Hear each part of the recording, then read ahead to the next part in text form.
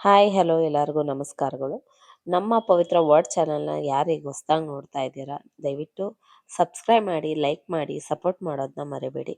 ಇವತ್ತಿನ ಎಪಿಸೋಡಲ್ಲಿ ನಾನು ಒಳ್ಳೆ ಬೆನಿಫಿಟ್ ಆಗಿರೋ ಕಲರ್ಫುಲ್ ಆಗಿರೋಂಥ ರೆಸಿಪಿನ ತಂದಿದ್ದೀನಿ.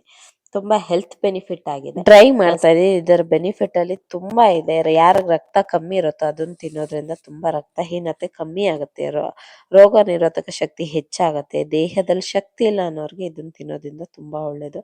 ಮಟನ್ ಲಿವರ್ ನಲ್ಲಿ ಕಬ್ಬಿಣಾಂಶ ಹೆಚ್ಚಾಗಿರುತ್ತೆ, ಪ್ರೋಟೀನ್ ಇರುತ್ತೆ, ವಿಟಮಿನ್ ಎ ಇರುತ್ತೆ, ವಿಟಮಿನ್ ಬಿ 12 ಅಧಿಕವಾಗಿರುತ್ತೆ. ಕೆಲವರು ವಿಟಮಿನ್ ಬಿ 12 ಕಮ್ಮಿ ಇದೆ ಅಂದ್ರೆ ಲಿವರ್ ತಿನ್ನಿ ಅಂತ ಸಹ ಡಾಕ್ಟರ್ಗಳು ಸಜೆಷನ್ ಮಾಡ್ತಾರೆ. ಸ್ನಾಯುಗಳ ಬೆಳವಣಿಗೆ ಚೆನ್ನಾಗಾಗುತ್ತೆ. ವಿಟಮಿನ್ ಸಿನೂ ಇದ್ರಲ್ಲಿ ಜಾಸ್ತಿ ಇದೆ. ಖನಿಜ ಚೆನ್ನಾಗಿದೆ ಇದರಲ್ಲಿ. ಮೆದುಳಿನ ಆರೋಗ್ಯ, ನೆನಪಿನ ಶಕ್ತಿ ಮತ್ತೆ ಸೆಲಾನಿಯಂ ಅನ್ನೋ ಅಂಶ ಇದಿದೆಯಂತೆ ಈ ಲಿವರ್ ಅಲ್ಲಿ. ಇದು ಕ್ಯಾನ್ಸರ್ನ ಬೇಗ ನಿವಾರಣೆ ಮಾಡುತ್ತೆ ಅಂತಾನು ವೈಜ್ಞಾನಿಕವಾಗಿ ಹೇಳ್ತಾರೆ.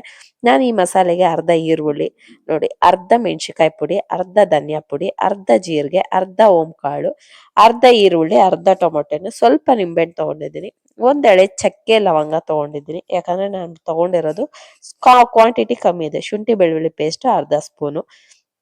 ಕ್ವಾಂಟಿಟಿ ಕಮ್ಮಿ ಇರೋದ್ರಿಂದ ಮಸಾಲೆನೂ ನಾನು ಕಮ್ಮಿ ತಗೊಂಡಿದ್ದೀನಿ. ಇಲ್ಲಿ ಒಂದಿಡೀ ಬಟಾಣಿ ಅಥವಾ ಮೊಟ್ಟೆ ತಗೊಳ್ಳೋದ್ರಿಂದ ಆ ಗ್ರೇವಿ ತುಂಬಾ ಚೆನ್ನಾಗುತ್ತೆ. ನಾನು ಮಸಾಲೆ ಹಾಕೋದಿಲ್ಲ ಅನ್ನೋ ಕಾರಣಕ್ಕೆ.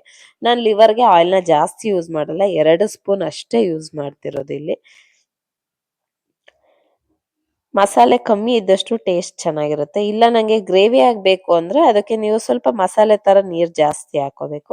ನಾನು ಇಲ್ಲಿ ಎಣ್ಣೆ ಕಾಯ್ದ್ಮೇಲೆ 1-2 ಚಕ್ಕೆ ಲವಂಗ ಮತ್ತು ಅರ್ಧ ಸ್ಪೂನ್ ಜೀರಿಗೆ, ಅರ್ಧ ಸ್ಪೂನ್ ಓಂಕಾಳು, ಅರ್ಧ ಈರುಳ್ಳಿ ಸ್ವಲ್ಪ ಫ್ರೈ ಆಗಬೇಕು. ಚೆನ್ನಾಗಿ ಫ್ರೈ ಆದ್ಮೇಲೆ ಅದು ಸ್ವಲ್ಪ ಲೈಟಿಸ್ಟ್ ಆಗಿ ರೆಡ್ ಆದ್ಮೇಲೆ ಟೊಮೊಟೊನ ಹಾಕ್ಬೇಕು. ಶುಂಠಿ ಬೆಳ್ಳುಳ್ಳಿ ಪೇಸ್ಟ್ ಹಾಕ್ಬೇಕು. ಆ ಶುಂಠಿ ಬೆಳ್ಳುಳ್ಳಿ ಪೇಸ್ಟು ಅದು ಫ್ಲೇವರು ಹೋಗ್ಬೇಕು. ಶುಂಠಿ ಬೆಳ್ಳುಳ್ಳಿದು ವಾಸನೆ ಕಮ್ಮಿ ಆದ್ಮೇಲೆನೆ ಟೊಮೊಟೊನ ಹಾಕ್ಬೇಕು. ಇಲ್ಲಾಂದ್ರೆ ಬೆಳ್ಳುಳ್ಳಿ ವಾಸನೆನೇ ಅದ್ರಲ್ಲಿ ಹೊಡಿತಾ ಇರುತ್ತೆ. ಇದಕ್ಕೆ ವಿನಿಗರ್ ಯೂಸ್ ಮಾಡ್ತಾರೆ, ಸೋಯಾ ಸಾಸ್ ಯೂಸ್ ಮಾಡ್ತಾರೆ, ಆದ್ರೆ ನಾನು ಇದನ್ನೇ ಯೂಸ್ ಮಾಡಲ್ಲ. ಟೊಮೊಟೊ ಬೇಯಕ್ಕೆ ಸ್ವಲ್ಪ ಅರ್ಧ ಸ್ಪೂನ್ ಉಪ್ಪು ಹಾಕ್ತಾ ಇದ್ದೀನಿ. ವಿನಿಗರು, ಸೋಯಾ ಸಾಸನ ಇದೆಲ್ಲ ರೆಡಿಮೇಡ್, ಹಾಗಾಗಿ ನಾನು ಅದನ್ನ ಮನೆಯಲ್ಲೂ ಮಾಡ್ಕೊಳಕ್ ಆಗಲ್ಲ ಅಂತ ಹೇಳಿ ಅದನ್ನ ನಾನು ಯೂಸ್ ಮಾಡಲ್ಲ. ನಾವು ಮೊದ್ಲೇನೆ ಮಟನ್ ಹಾಕಿ ಈ ಮಸಾಲೆಗಳನ್ನೆಲ್ಲ ಹಾಕ್ಬೋದು, ಆದ್ರೆ ನಾನು ಇಲ್ಲಿ ಸ್ವಲ್ಪ ಲೈಟ್ ಆಗಿ ಆಯಿಲ್ ಅಲ್ಲಿ ಫ್ರೈ ಮಾಡ್ಕೊಂಡು ಆಮೇಲೆ ನಾನು ಲಿವರ್ ಹಾಕ್ತಾ ಇದ್ದೀನಿ. ಧನಿಯಾ ಪುಡಿ ಅರ್ಧ, ಮೆಣಸಿನಕಾಯಿ ಅರ್ಧ, ಅದನ್ನ ಹಾಕಿ ಆಮೇಲೆ ಲಿವರ್ ಹಾಕಿ ಫ್ರೈ ಮಾಡ್ತಾ ಇದ್ದೀನಿ ನಾನು. ಲಿವರ್ ಹಾಕಾದ್ಮೇಲೆ ಅದ್ರಲ್ಲಿ ನೀರ್ ಬಿಡುತ್ತೆ. ಆಟೋಮೆಟಿಕ್ ನಾವು ವಾಶ್ ಮಾಡಿರೋ ನೀರು ಅದ್ರಲ್ಲಿ ಒಂದು 2-3 ಒಂದು ಅರ್ಧ ಗ್ಲಾಸ್ ಅಷ್ಟು ನೀರು ಬೀಳುತ್ತೆ.